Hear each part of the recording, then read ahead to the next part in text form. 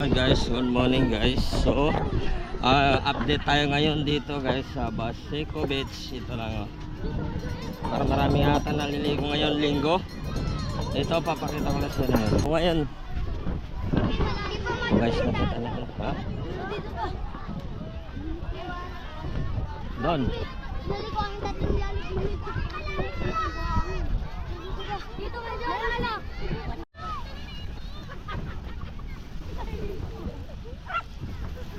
Yan, pinapauwi mo na yung mga naliligo guys na marami ngayon dito sa Baseco Beach ngayon kasi bawal mo na daw yung papaliguan kasi yung sasabi nila hindi pa yung tubig natin, kumbaga hindi pa pwede paliguan kasi hindi pa gaano daw malinis ang ating tubig dito sa Baseco Beach. Pero kaninang umaga napakarami na naliligo katulad mga yan nakikita natin ang dami na nila pero nagsiuwi na yan, siguro mga sobra yan, mga tao na yan, mga daan-daan din yan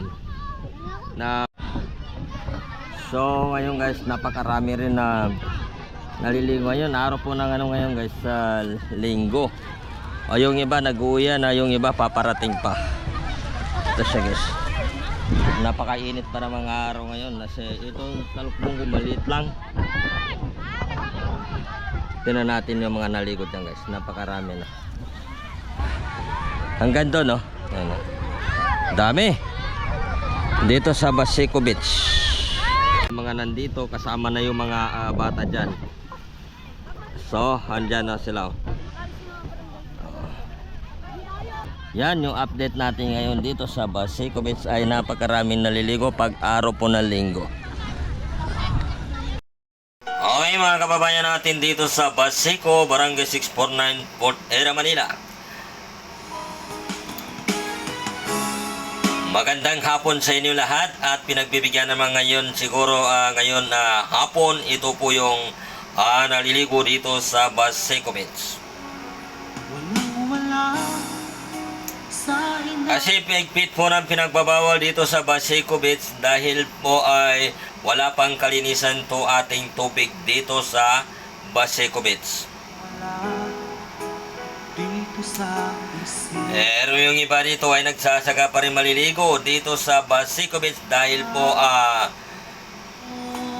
mainit daw ang panahon ngayon, kaya kahit papaano daw makaramdam mo na sila ng lamig.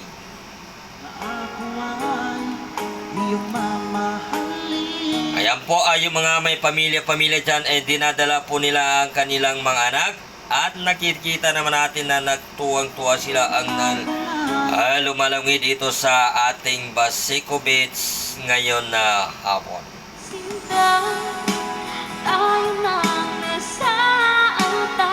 Ngayon na araw po ng linggo ngayon at bukas araw po ng Lunes ay siguro hindi na po sila makapasok kasi linalagyan ng patron sa labas itong ating Baseco Beach na bawal muna ang lumangoy dito o maliligo dito sa Baseco Beach.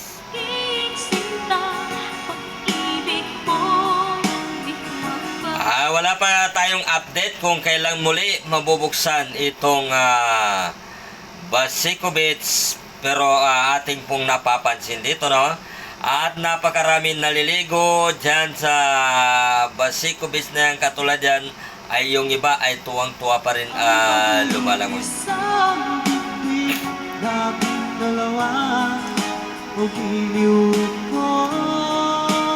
Ngayon araw po ng linggo,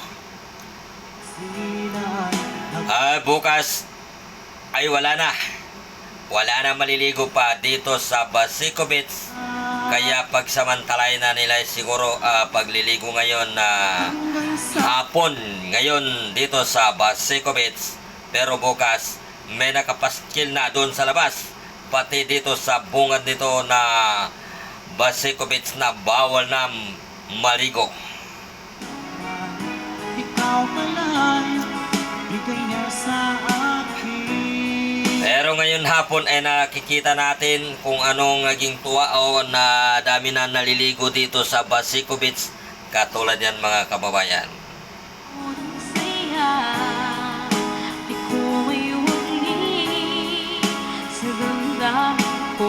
Kaya yan po mga kababayan, napapansin natin ang tubig ng Basecovits.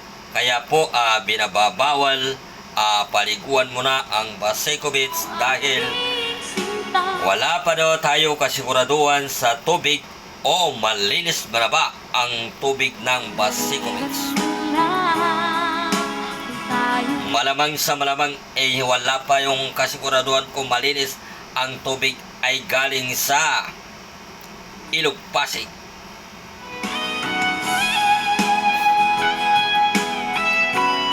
Kaya mga kababayan, ngayon linggo lang inyong pagsasaya at pagliligo muna.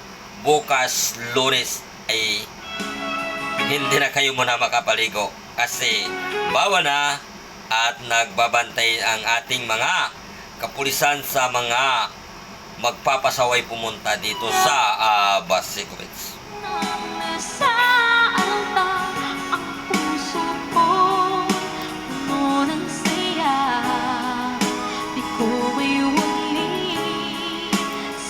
Pero ngayon na hapon ay tuwang-tuwa pa ang nagsasayahan pa rin ang lahat po na naliligo kahit siguro alam ba nila yung kanilang pinaliliguhan hindi naman po gaano malinis pero pinagsakahan po nila maliligo dahil sa init ng panahon ngayon.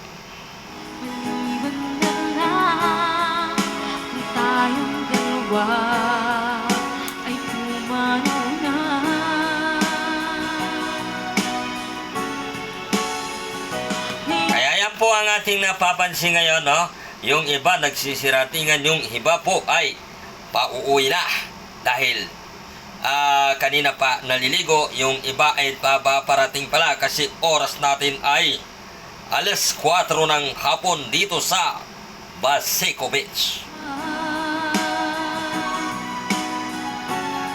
Na ating po nakikita yung iba ay nandyan na sa tubig, nakalubog ay naliligo na, nagsasayahan at papalamig na sila dito sa Basecovits.